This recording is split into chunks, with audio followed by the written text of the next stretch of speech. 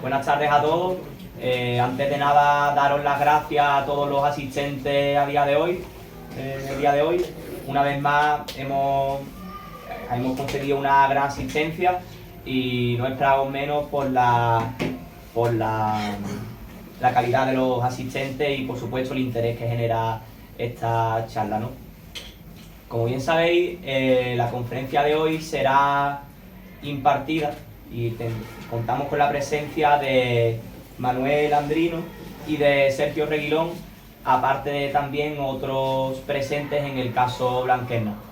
Para los que no lo sepáis y no estéis muy al tanto, hace aproximadamente 10 años, 12, un grupo de valientes patriotas decidieron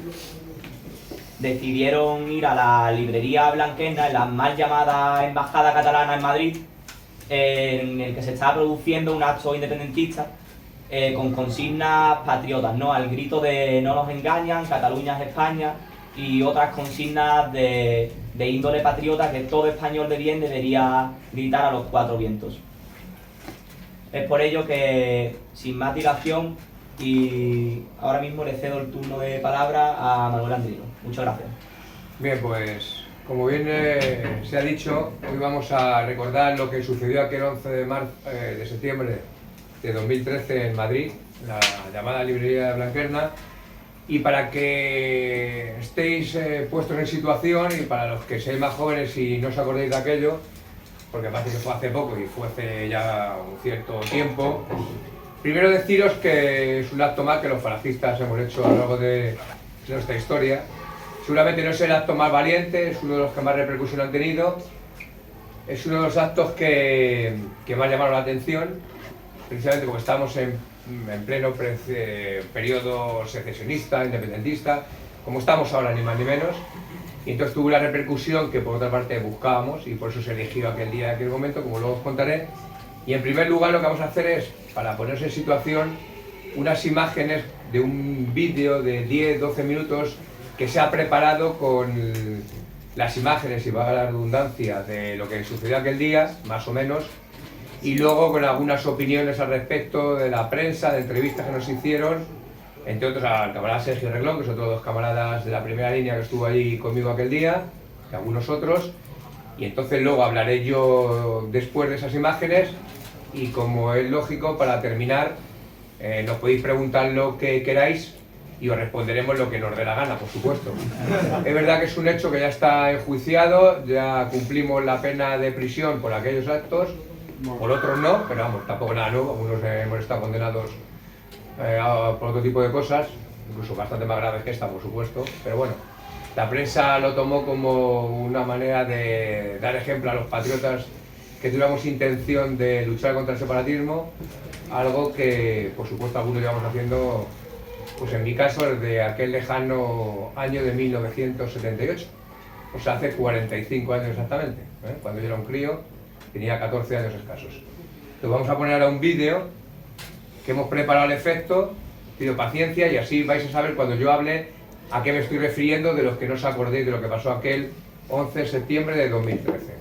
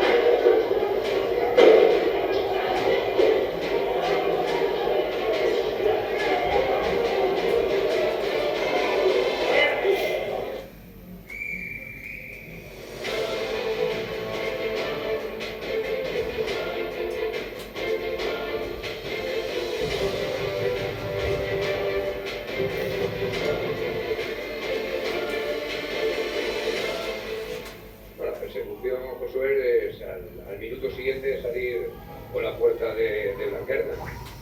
Las imágenes son conocidas por todos, se transmiten los telediarios, como ha dicho Jesús, de las 9, y el ministro del Interior del Partido Popular lanza a todos sus perros de presa por nosotros directamente. Esa misma noche, como si fuéramos un comando terrorista que ha volado, coincidiendo con el 11 de septiembre, las Torres Gemelas, pero de la Castellana en lugar de las de Nueva York, pues directamente va buscando domicilio por domicilio a los que ellos identifican esas imágenes a través de los informes que les da la Brigada Provincial de Información. Esa noche se detiene a una parte de estos camaradas, estos patriotas, a otros no se los localiza y se nos insta a que al día siguiente de alguna manera nos presentemos en las instalaciones que tiene el Cuerpo Nacional de Policía de Moratalaz, porque se nos va a detener, vamos a prestar declaración y supone que nos van a trasladar a los juzgados de Castilla, como así sucede. Efectivamente, y el trato es el que es, la declaración pues es la que fue, ni más ni menos, y como bien ha dicho Jesús, es verdad que en los tribunales, pues en los juzgados de Albaza Castilla, los mismos funcionarios entendían que no sabían muy bien qué hacíamos allí nosotros, mientras que decenas, centenares de delincuentes de todo tipo y todo pelaje estaban por ahí fuera con total libertad y sin ningún tipo de problema. En efecto, creo que es incuestionable la eficacia policial contra quienes ejercieron la violencia el pasado 11 de septiembre en Madrid. Y creo que sin duda esa debería ser el patrón de conducta de la respuesta política, por una parte, y policial, por otra, frente a quienes recurren a la violencia.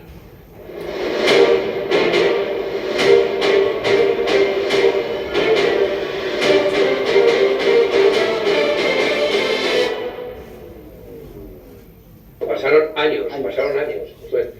años hasta que, pues yo creo que 2 años y pico, 3. En febrero de 2016 es la vista que se recordará solo en un juicio. Lo dice, bueno, además ha sido recursos, otras sentencias, pero el único juicio es en febrero de 2016. Se pedían 15 o 16 años de cárcel, todo tipo de delitos, menos haber matado a Manolete, pues prácticamente todos.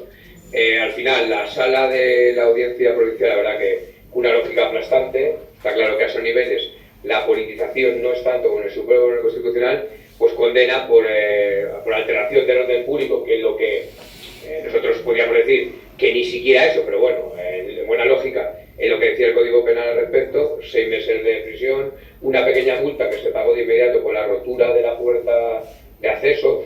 Hoy comienza el juicio por ese ataque. La Fiscalía pide 4 años de prisión para los 2 principales acusados y 2 para el resto de los asaltantes por desorden público, daños y coacciones. Vamos hasta la Audiencia Provincial de Madrid. Siguiendo este juicio está Miguel Ángel de la Cruz. Pues sí, los acusados lo que pretenden es que se les rebaje lo máximo posible esa petición de pena. Por eso, esta mañana, aquí en la Audiencia Provincial, han querido dar la impresión de que eran un pacífico grupo de patriotas que han dicho que actuaron contra un acto independentista por el amor que sienten contra España. Sí que hemos escuchado un lenguaje un tanto inusual. Uno de ellos ha llegado a decir que entraron en la librería Blanquerna como un solo hombre, como la Legión. Un grupo de ultraderechistas entra de forma violenta en la librería Blanquerna.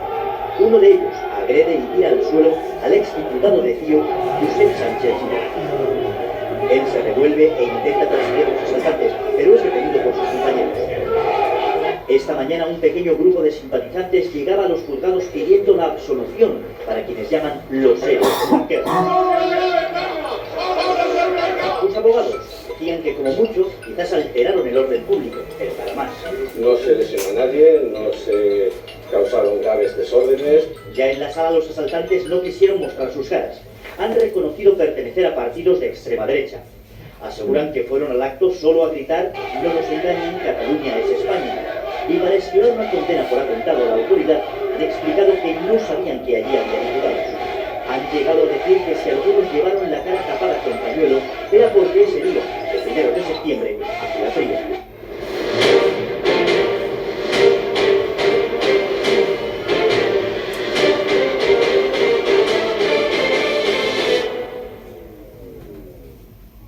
Los separatistas catalanes, TV3, Partido Convergencia y Unión en su momento, Sánchez Libre y compañía, recurrieron, o sea, recurrió todo el mundo, la Fiscalía también por supuesto, al Supremo y y 2 años y pico, 3 más todavía, pues los condenaban a 4 años y medio. Sí, esa primera sentencia y única sentencia en juicio es la de 6 meses. El Supremo, exactamente en enero de 2017, es cuando dicta sentencia multiplica por 8, es decir, hay algunos casos con unos meses más, pero aproximadamente 4 años para los 14 procesados. Y luego, justo estamos hablando, se les recuerden los telespectadores, en el año 2017 se está produciendo un golpe de Estado en Cataluña y a la vez se está intentando meter a la cárcel a los patriotas que habían ido a España a protestar en un sitio donde ya se estaba preparando ese golpe. El Supremo ha subido la pena de prisión a los 14 acusados del asalto en 2013 a Blanquerna, la sede de la Generalitat de Madrid. Les condena una media de 2 años y 7 meses de cárcel por desórdenes públicos y delito contra el derecho de reunión. En la primera sentencia de la Audiencia Provincial, las penas no sobrepasaban los 8 meses de prisión.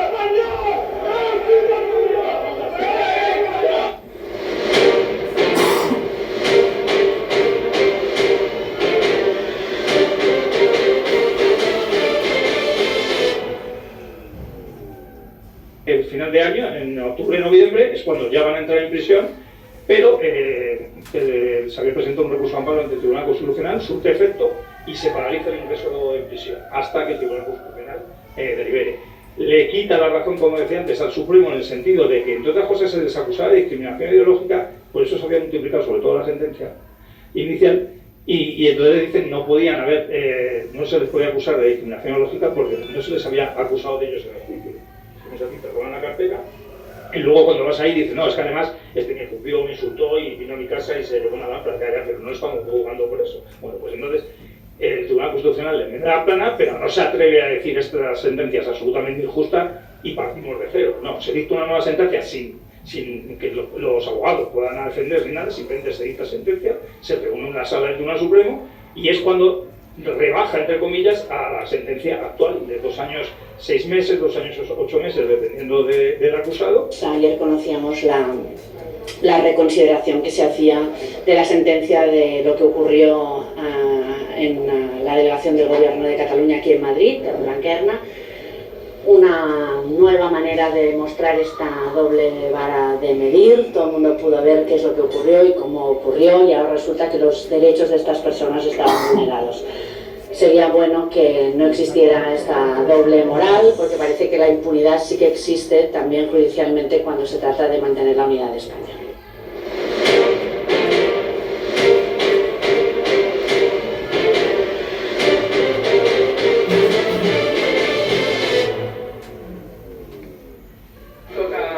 Tan duro como este, nos han notificado efectivamente el ingreso en prisión. Tenemos 10 días hábiles para elegir un centro penitenciario y cumplir los años de condena que este sistema corrupto, partidocrático y enemigo de la historia de España nos ha condenado.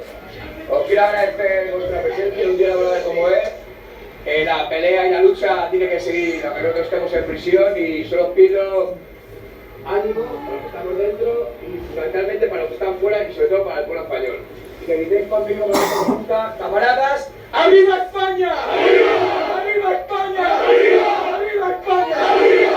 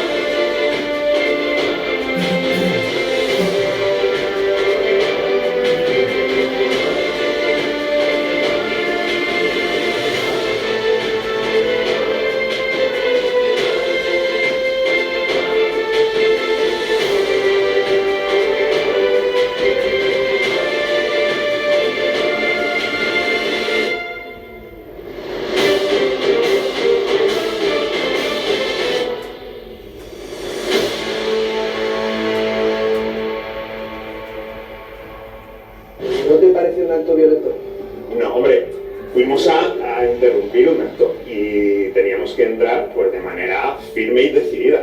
¿Tú no crees en la libertad de la gente de manifestar sus ideas políticas? Cuando se ataca a la unidad e integridad territorial de la patria, no hay libertad que valga. Eso está por encima de leyes y de libertades. Como mucho, lo único condenable que puede haber es un delito de daños inmobiliario, como puede ser el caso de La Puerta, pero nada más. Porque dentro no... O sea, es que no pasó nada y los vídeos están ahí, o sea... Bueno, en los vídeos se ve un poco de violencia. Se ve contundencia, se ve una respuesta contundente por nuestra parte, pero en ningún momento se ejerce la agresión contra nadie de los presentes. La agresión al diputado Sánchez Libre se ve una y otra vez en los recurrentes vídeos cuando se habla de Blanquerna. Es cierto que el diputado renunció a cualquier tipo de indemnización, gesto que le honra, ya que en otras grabaciones de la Cámara se observa que la cosa podía haber terminado peor si el convergente hubiera logrado sus intenciones empuñando este objeto metálico. ¿Tú cuándo ves una puerta rota? Un diputado en el suelo. Diputado en el suelo, el que agarró una barra de hierro para agredir a uno de los que entramos allí, a uno o a los que pudieron entrar allí.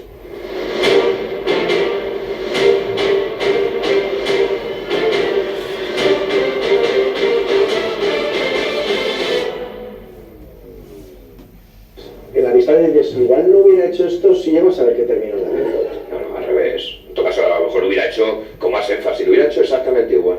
De hecho, hubo gente, como lo perdió sus puestos de trabajo, sus relaciones personales y otro tipo de cosas, que bueno, estábamos dispuestos a ello, los que entramos, y era dentro de la balanza era muy posible que pudiera suceder. Pero pues nada que ni nos fuera a asustar ni nos vaya a asustar 10 años después. Pero tú no te arrepientes un poquito. No me arrepiento en absoluto. De nada. ¿Lo volverías a hacer? Por supuesto.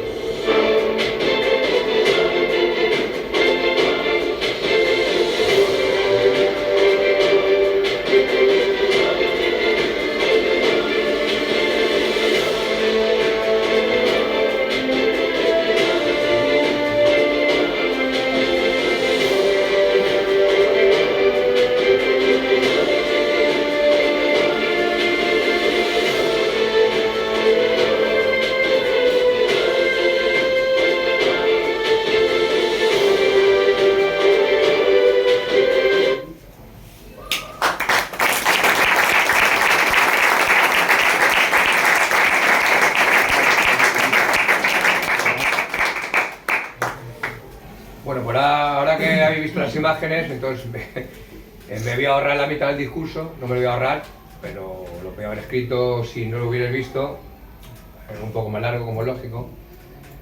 En primer lugar, no hace falta que os diga que el desafío y el golpe separatista se sigue produciendo día a día, antes con el Partido Popular y ahora con el PSOE, no es nada nuevo. En primer lugar, ¿qué significa esa palabra blanquerna que a tantos os suena, que la habéis visto de forma repetida ahí? Pues bien, el Blanquerna es el título, en primer lugar, de una novela de Ramon Llull, es uno de los creadores del catalán literario. Blanquerna es un barrio de la antigua Constantinopla, hoy en día Estambul, quizás puesto en honor a los almogávares que en nombre de los catalanes y los aragoneses tomaron Estambul en un momento determinado. ¿Qué es Blanquerna? Pues es la primera universidad privada de Cataluña, fundada además precisamente en 1948 en pleno franquismo. ¿Y qué es Blanquerna, por supuesto? Pues es una librería que sirve de soporte a la Generalidad de Cataluña, a la supuesta Embajada de Cataluña en Madrid, como aquí hemos oído, y en el sótano de la misma, en un salón de actos, se celebraba aquel día, una vez más, un aquelarre separatista y de ataque a la unidad nacional de España, además en el pleno centro de la capital de España. Blanquerna, curiosamente, ocupa el número 44 de la calle Alcalá de Madrid, junto al Banco de España, junto a las Cibeles, junto al Ayuntamiento de Madrid y, por supuesto, junto a la Gran Vía. Curiosamente, ese edificio fue el que ocupó la Secretaría General del Movimiento hasta el 2 de abril de 1977. A algunos, a los más mayores, os sonará, porque desde un balcón de ese edificio es de donde Serrano Suñer, un 24 de junio de 1941, dijo aquella frase famosa de «Rusia es culpable», para que se alistaran miles de falangistas en la gloriosa División Azul. Ese edificio es el mismo. ¿En qué contexto se produjo lo de Blanquerna?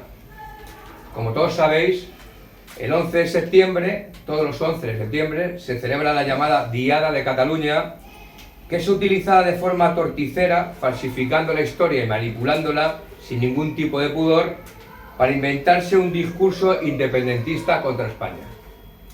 Desde el año 2008, las manifestaciones en Cataluña por la Diada se convertían en una cita fundamental del separatismo catalán, y la llamada Asamblea Nacional Catalana o la Asociación Òmnium Cultural, regadas además con millones de euros provenientes de la Generalidad de Cataluña, movilizaban a sus cientos de militantes para insultar a España y a sus instituciones y para enfrentar a una parte de la población catalana y española contra la otra. Recordad que en aquellos años el Partido Popular de Mariano Rajoy gobernaba en España, y no el malvado de Sánchez ni sus secuaces separatistas y comunistas. En el gobierno de la Generalidad, quien estaba al frente era Artur Mas.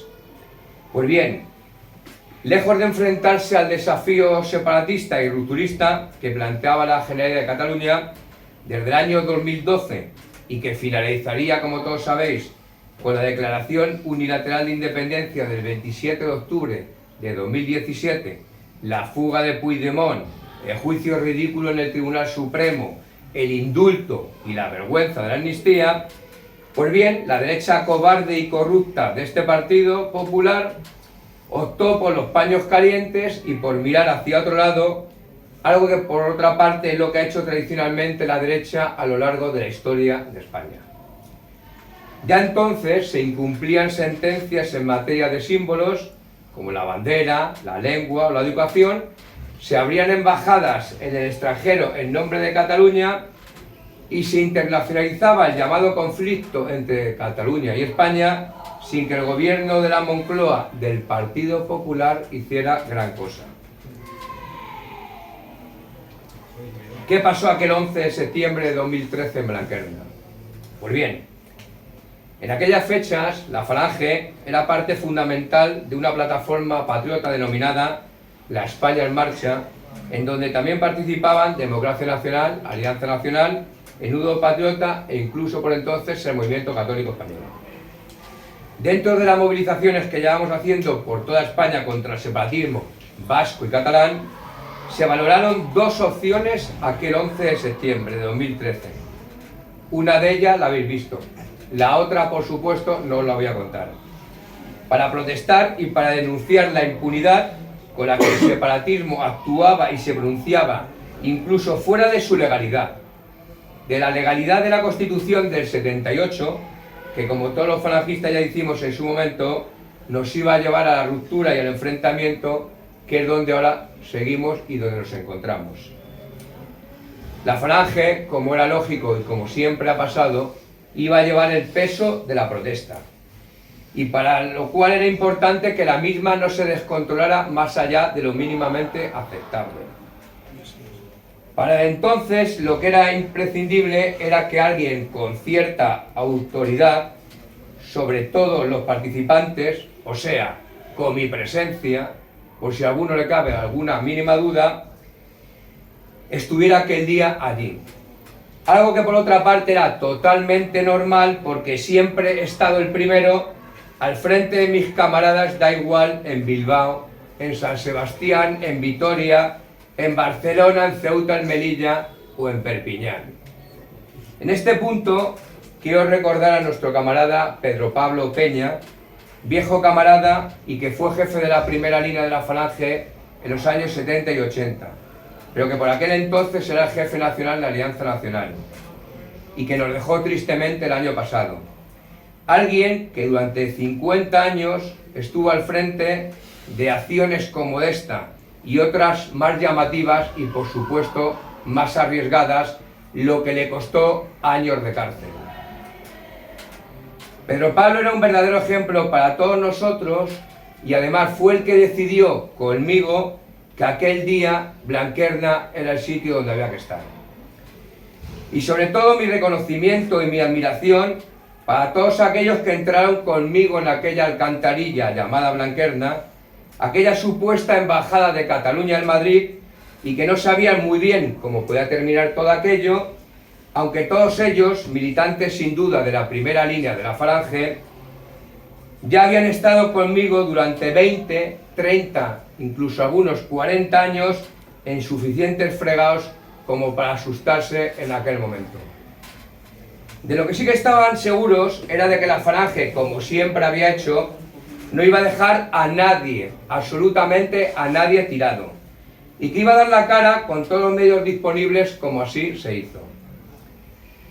El mayor reconocimiento también al equipo jurídico de la Falange, algunos de cuyos miembros se encontraban allí aquel día, en el exterior, junto a otros camaradas, para facilitar la salida y para evitar cualquier problema que pudiera haber, o con la policía, o con el servicio de seguridad del local, al finalizar la protesta. Lo que allí sucedió, casi en su totalidad, aunque no en todo, es lo que se ve en las imágenes recogidas, entre otras cosas, por las televisiones, fundamentalmente al servicio del separatismo catalán, especialmente TV3, que allí se encontraba además participando, encantado de la vida, en el aquelarre separatista. Como habéis visto, una bandera al suelo, un micrófono silenciado, algún que otro empujón, una puerta rota, además de dar por finalizado el discurso separatista, porque aquello fue en realidad el fin final de lo que nos propusimos y el balance de lo que sucedió en aquellos escasos minutos. Algunos, no pocos, criticaron desde la comodidad del sofá o desde la impunidad de un teclado de internet el que irrumpiéramos en aquel lugar y en aquel día diciendo que aquello era provocar al separatismo y a los demócratas. Generalmente nos criticaban los cobardes o los que llevaban en algunos casos 40 años viviendo de las batallitas del abuelo Cebolleta y por supuesto durante esos 40 años votando a la derecha, a la cobarde y a la valiente.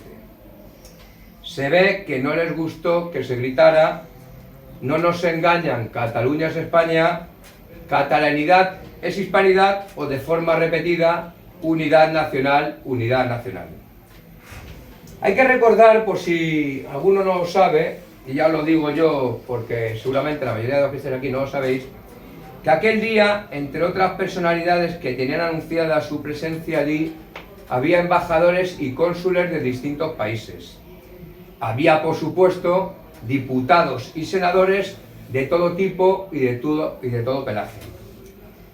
Muchos de ellos, lógicamente, con sus respectivos equipos de seguridad y con la posibilidad, además muy alta, de que estuviera el entonces, lo habéis visto ahí en las imágenes, el entonces ministro del Interior del Partido Popular, Jorge Fernández Díaz, catalán, al que además le gustaba mucho compadrear con el nacionalismo catalán. Precisamente su posible presencia y la repercusión que pudiera haber fue la que nos decidió a Pedro Pablo y a mí en último término cuál iba a ser la ubicación de la protesta aquel 11 de septiembre de 2013. Y lejos de asustarnos, nos motivaba la presencia de aquel traidor y de su puñetera policía patriótica.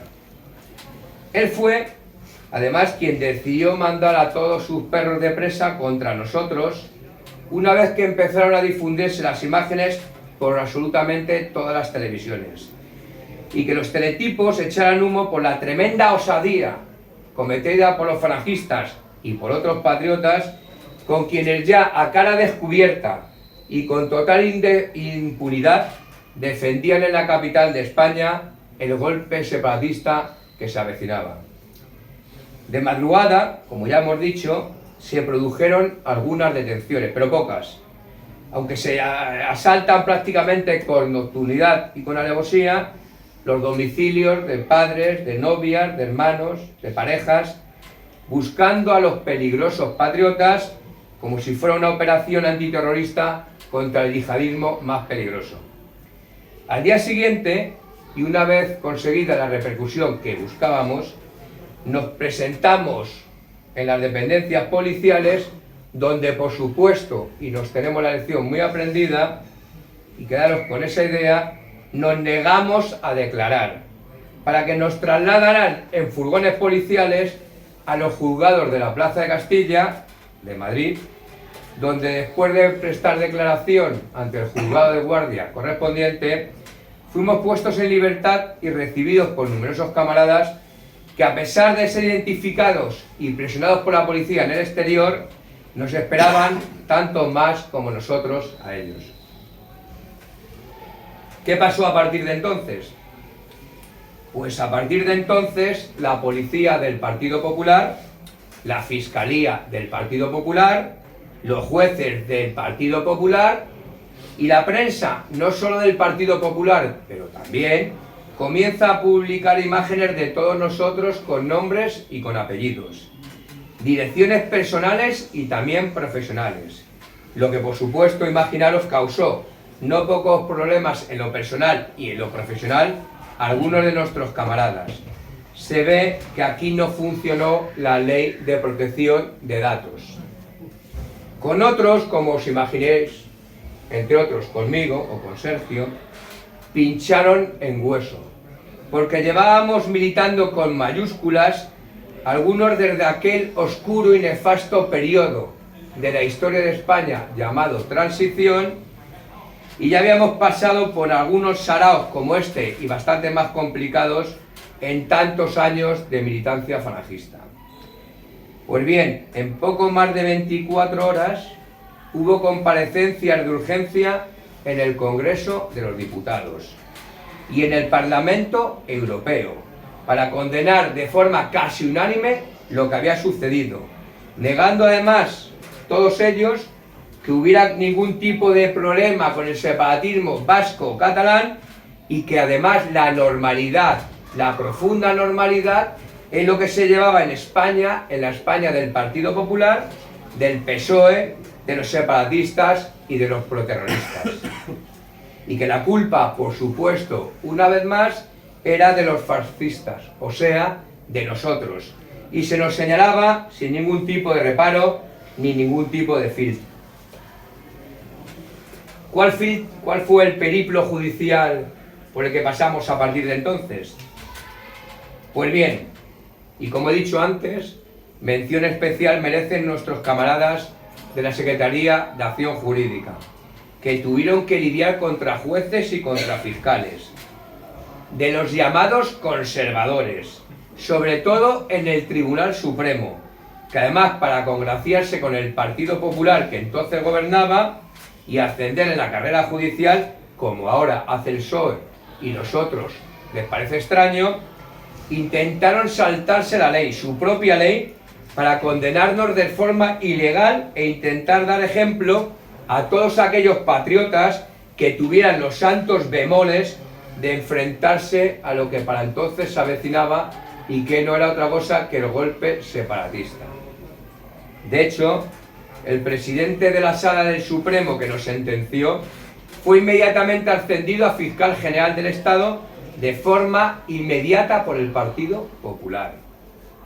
Y por eso, incansable, impagable, contra todo y contra todos, la labor desarrollada por el equipo jurídico desde el primer minuto y durante 10 largos años. Mi reconocimiento a Begoña, a Félix, a Santiago Milán del Bosch, a Santiago Borja, a Nacho Menéndez, a Pedro Pablo, que además actuó como abogado defensor, y a algún otro abogado, como Manolo, que le he visto ahí las imágenes, que ahora mismo se me olvida.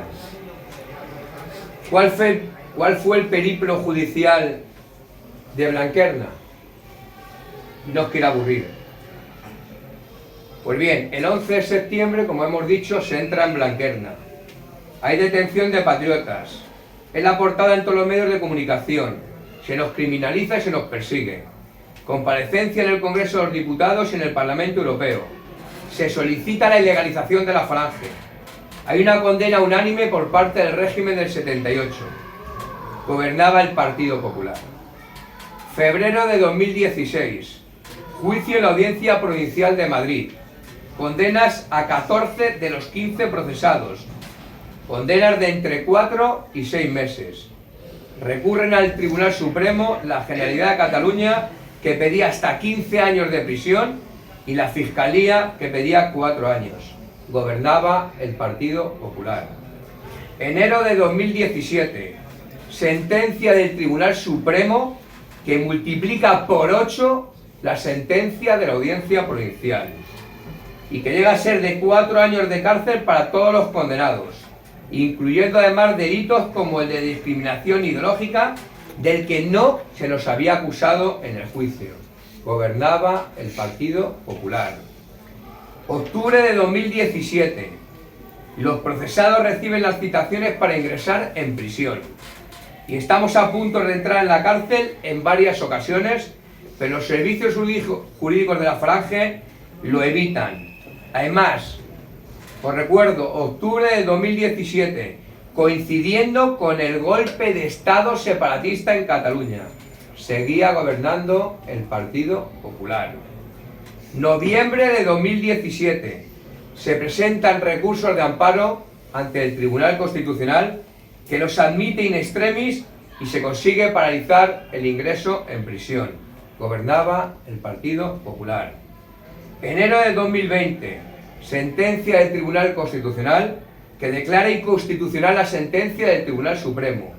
Elimina 2 de los delitos de los que se nos acusaba, manteniendo, eso sí, los otros 2.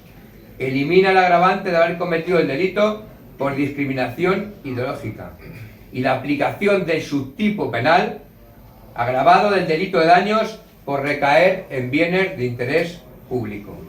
En julio de 2020 hay una nueva sentencia del Tribunal Supremo que mantiene prácticamente todo igual, salvo lo relacionado con los delitos rechazados por el Tribunal Constitucional.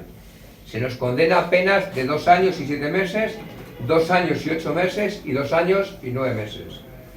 En septiembre de 2020, el Tribunal Supremo acepta la solicitud de aclaraciones presentada por nuestras defensas y pide la rebaja, porque son muy malos, no saben ni sumar las penas a las que nos habían condenado, pero se habían condenado a un mes más de cárcel de que nos correspondía, no a uno menos, los cachondos, se los condenan a un mes más de cárcel. Se dan cuenta de que 2 y 2 son 4 y no 5, entonces lo rebajan a 4. En marzo del 2021 hay nuevas citaciones ante la Audiencia Provincial del Tribunal Supremo para el ingreso en prisión de los 14 procesados.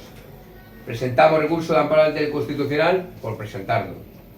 En mayo de 2021 ingresa en prisión nuestro camarada Tomás Born, primer falangista, porque se encontraba en busca y captura por no acudir a las citaciones judiciales, porque entre otras cosas había cambiado de domicilio y el juzgado correspondiente, a pesar de que su abogado lo había hecho constar, no le cita en su domicilio donde vivía. La policía le pone en busca y captura, le paran en un control rutinario de tráfico y le mandan a prisión. En diciembre de 2021 y enero de 2022 entramos en prisión el resto de los falangistas y prácticamente el resto de los patriotas. Algunos, en este caso, pidieron el indulto, una figura que admite el Código Penal y la Constitución Española, algo que por supuesto los falangistas no hicimos. Faltaría más, porque habíamos hecho lo correcto y no teníamos que andar llorando por las esquinas ni dándonos cabezazos contra la pared. Al poco tiempo de entrar en prisión, y gracias de nuevo a nuestros servicios jurídicos y aprovechando la reforma del Código Penal que se había promovido hace unos meses, pudimos conseguir el 3er grado penitenciario en poco tiempo, teniendo en cuenta que además todos, absolutamente todos, nos dedicamos a la noble tarea de trabajar y a no vivir del cuento ni de la corrupción como hace toda esa basura que anda por parlamentos o por gobiernos.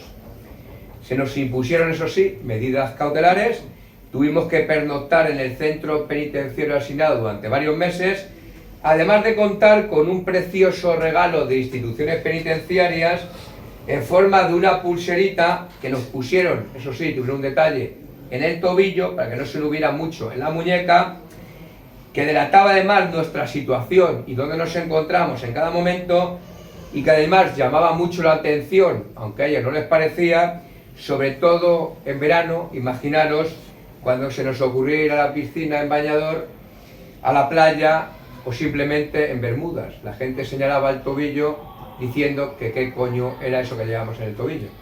Porque podía ser, todo el mundo entendía, una pulsera penitenciaria, pero ¿por qué? ¿Por haber matado a una mujer? ¿Por haber robado el banco? ¿O para haber interrumpido un acto separatista contra la unidad de España. Eso seguramente que la gente no lo sabía ni lo tenía en cuenta. ¿Cuál fue la actitud de la prensa durante estos 10, 11 largos años? Pues bien, la prensa, da igual el color al que sirviera, no ha parado de intentar manchar nuestro nombre y nuestra reputación con aquello tan socorrido de que éramos uno de los condenados de Blanquerna, sin darse cuenta en muchos casos de que algunos su sola mención nos servía de acicate y de orgullo para seguir en la lucha y también en la pelea contra este puñetero sistema podrido, corrupto y por supuesto traidor. Salvo honrosas excepciones, periodistas como todos conocéis, como Javier García Isaac, Josué Cárdenas, Quique Minuesa y por supuesto nuestro camarada y amigo Jesús Muñoz, que además se erigió en nuestro portavoz, el portavoz de los condenados de Blanquerna desde el minuto 1. Para terminar, yo no quiero alargarme más, yo quiero reconocer y honrar a la gloriosa primera línea de la Falange, a la de ahora y a la del pasado, aunque para algunos seguro que ese 11 de septiembre de 2013 se cerró un capítulo a la hora de entender la militancia falangista como una auténtica milicia, como una manera de entender la vida y la actividad política durante 24 horas al día, 7 días a la semana y 365 días al año. Pero es lo que recibí yo de mis mayores: lucha, entrega y sacrificio. Tened en cuenta que yo he conocido a viejas guardias de la Falange, a divisionarios. He conocido a Luis Nieto, presidente de la Hermandad de División Azul y de la vieja guardia de la Falange. A Raimundo Fernández Cuesta, por su secretario general de la Falange y de José Antonio. Y luego jefe nacional mío, el primero que me firmaba mi carnet de militante. A Manolo Valdés Larrañaga, a Agustín Alnar, a Sancho Dávila. Palabras mayores de los héroes de la Falange y de la primera línea.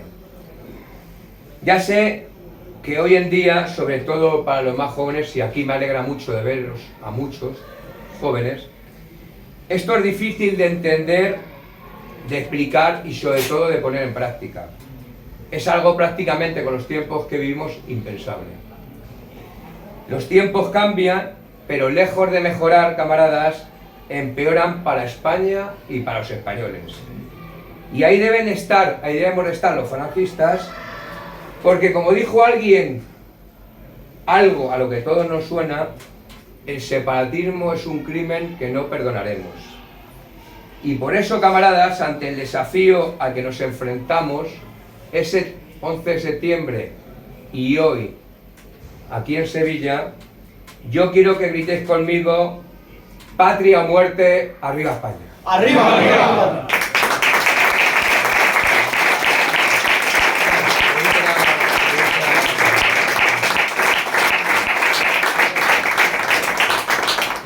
Bueno, ahora se va a abrir un turno de preguntas y análisis, supongo que tendréis unas cuantas y con gusto las responderán ellos. Como yo he hablado bastante, Sergio, que es los que estuvieron conmigo aquel día, como ha estado en tantas otras ocasiones, por eso hoy no lleva la camisa azul de la Falange, pero si la vierais, en esa camisa azul no caben más recompensas, porque él ha estado absolutamente en todo lo que ha hecho la Falange en los últimos 25 años. Le ha sido condenado en varias ocasiones. Él no ha pedido nunca explicaciones donde yo dijera que había que estar. Por eso ha estado, para bien y para mal, seguramente para bien.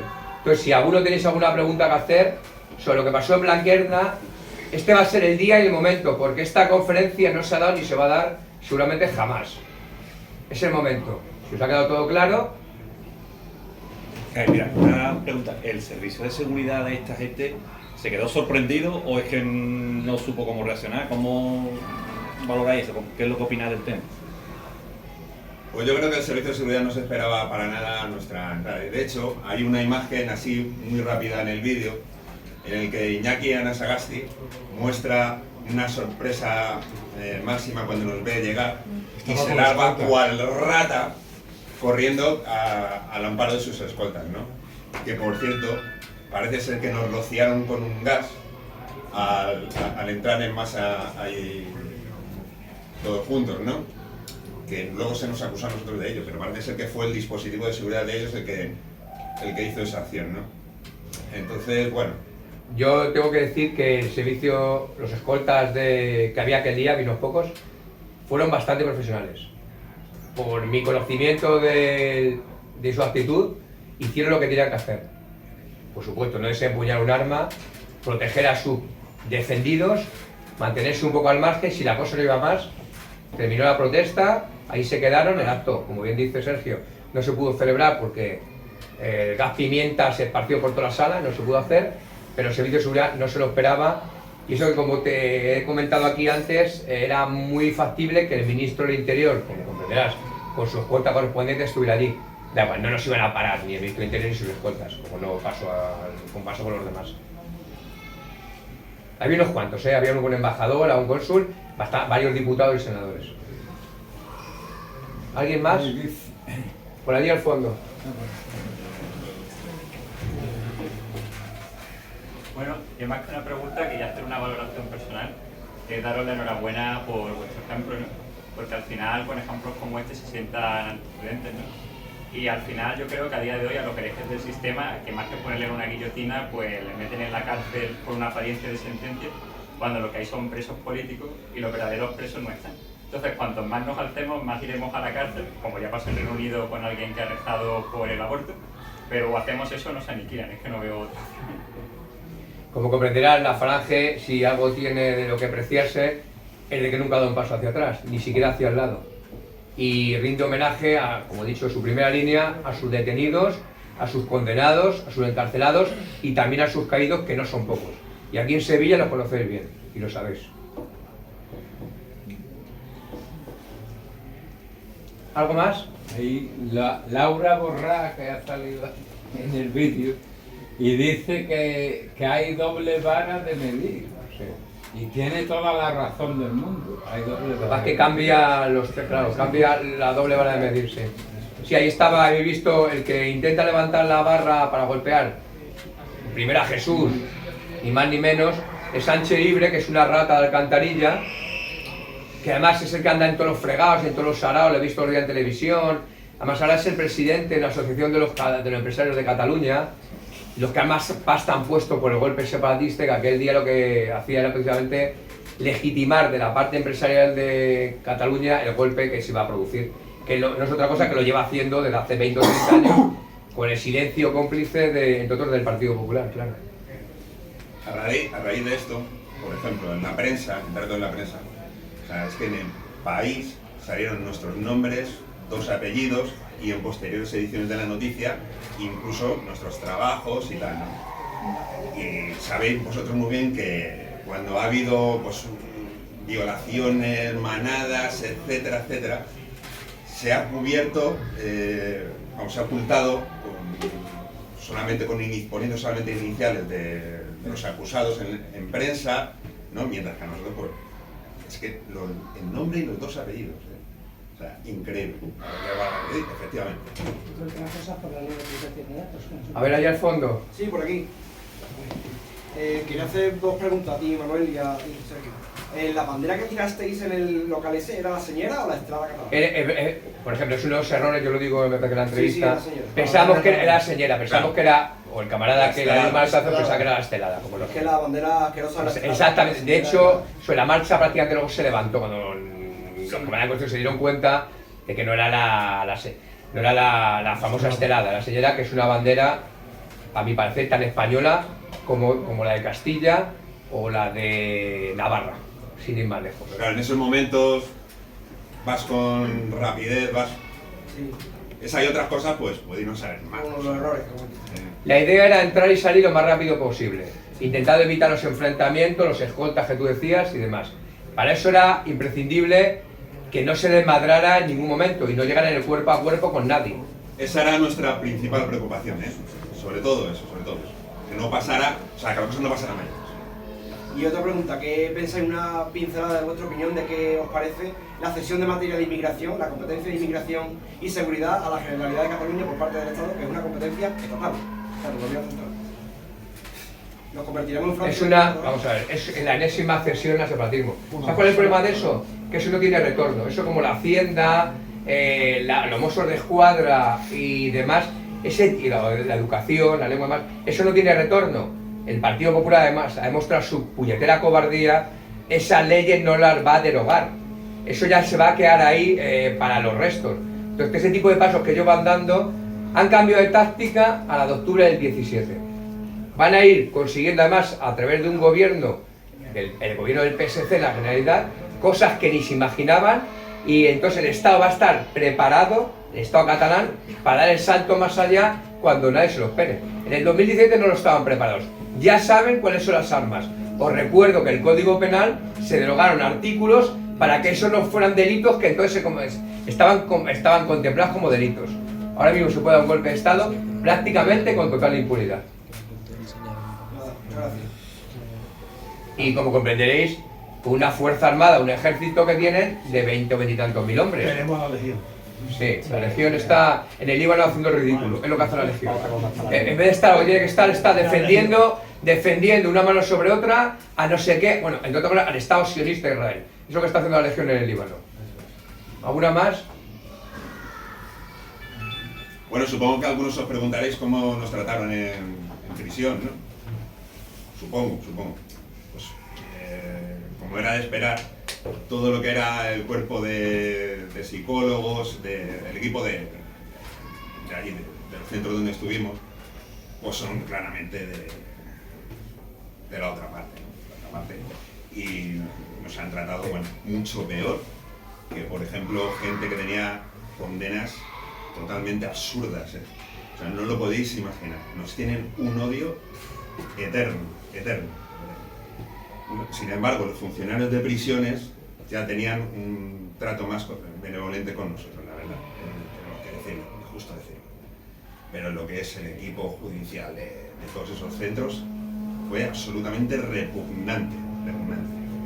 La gente que tuvo condenas por violaciones, por abusos de mujeres, etcétera, tenían trato preferencial, les trataban de ayudar, mujeres y todo, psicólogas, etcétera, y a nosotros no nos querían dar ni esto.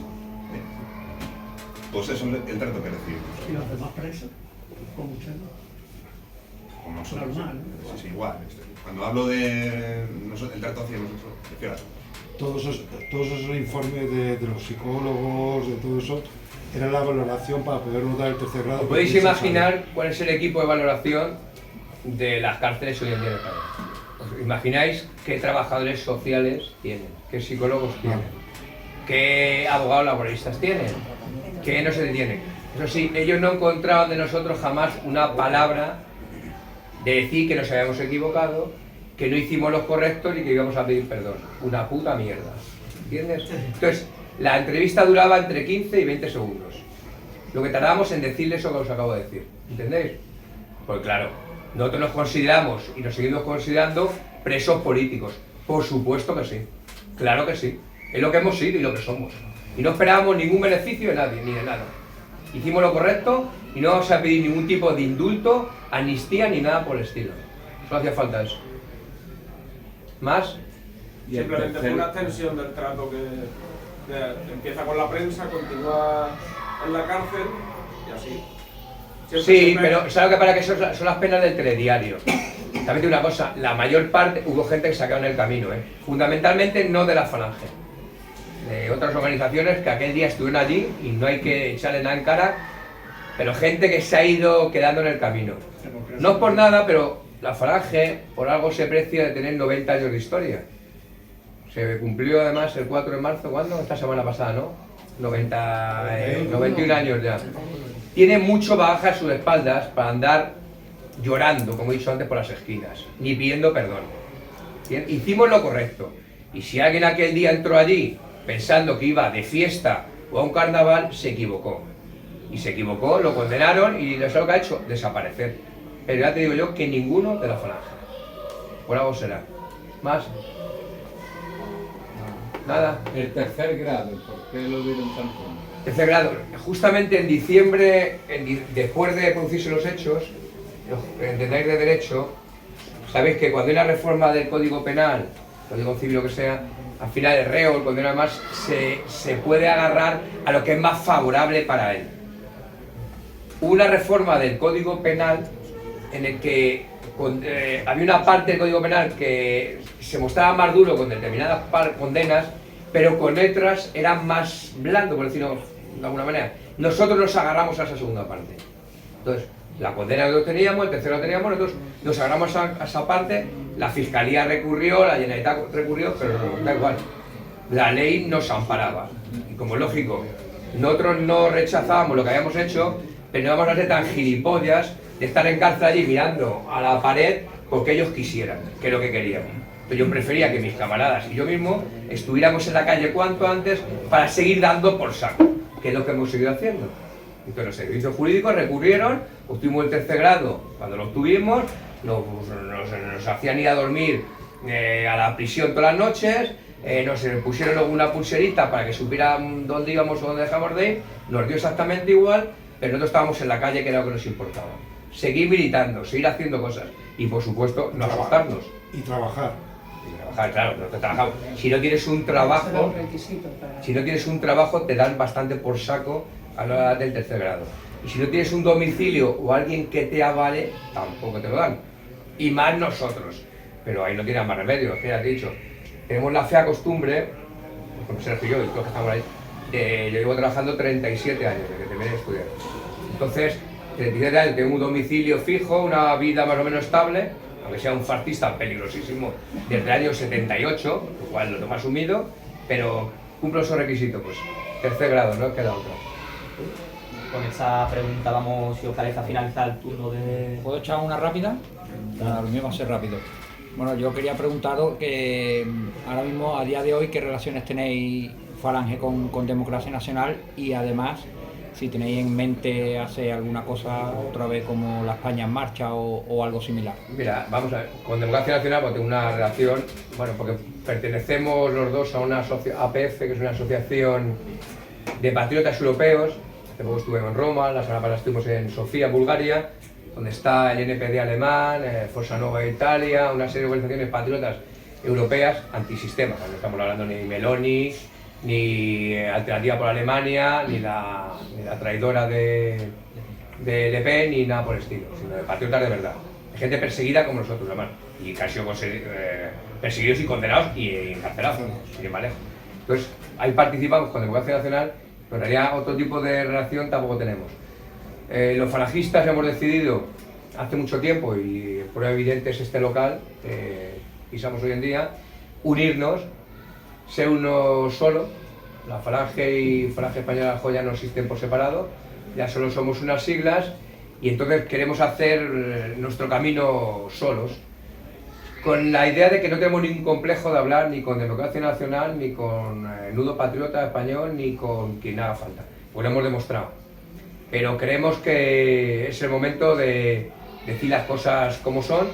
Además, lo bueno que tenemos es que nosotros a nuestra derecha, por decirlo finamente, no tenemos ni a Vox, ni tenemos ciertos prejuicios, ni nada por el estilo, lo hemos demostrado.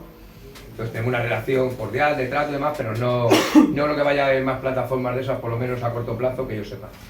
Entonces ahora, pues todos esos tipos de plataformas, y nosotros hemos hecho todo lo posible porque funcionaran, han terminado como el Rosario de la Aurora y honestamente yo, por lo menos, no estoy por la labor de perder más el tiempo. Que me ha costado mucho tiempo, dinero, esfuerzo y penas, tratos de cárcel. ¿Más? Sí. Vamos a poner ahora una imagen hablando de primera línea y de orgullo y de ver lo que representa la Falange y la primera línea de Falange, en la cual Sevilla tiene, la jefatura provincial de Sevilla tiene, en fin, no hace falta que os diga, una aureola de honor, no solo por los sucesos famosos que todos sabéis de Andalcollar, sino por otros que habréis visto algunos a lo largo de la historia. Y por eso, como hasta ahora jefe nacional de la Falange, como militante falangista desde el año 78 y como miembro de la primera línea de la Falange, que siempre me he considerado y me sigo considerando, os pido que os fijéis muy bien en ese banderín que ostenta la jefatura de Sevilla, con el nodo y la palma de plata que le entregó a la milicia de Sevilla ni más ni menos que José Antonio Primo de Rivera. Y yo, en este caso, quiero tener un detalle, no será menor o mayor, pero es el que me pide el cuerpo, precisamente con esta jefatura de Sevilla. Y quiero hacer entrega, si el camarada Fernando Cantón tiene a bien, de un obsequio que hemos hecho hace ya un tiempo y que estaba esperando un momento como este, además hablando de militancia de verdad, de militancia de primera línea, hablando de Blanquerna. Y esto es lo que yo quiero entregar, en este caso, al camarada más representativo que veo aquí hoy, de la Falange en Sevilla, que eres tú, ¿no? Yo digo, bueno, ¿qué quieres? Venga, Ángel, ven aquí.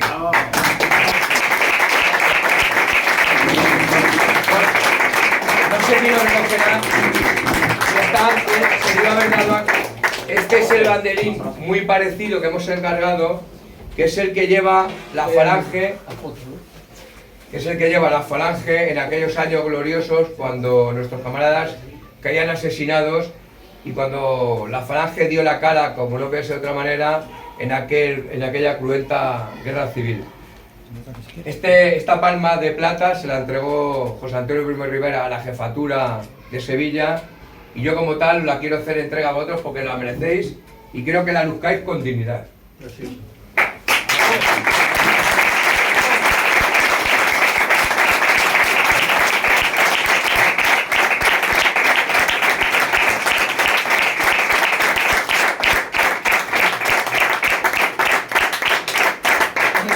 Muchísimas gracias, un orgullo que haremos extensible al resto de los camaradas y bueno, un detalle no esperábamos.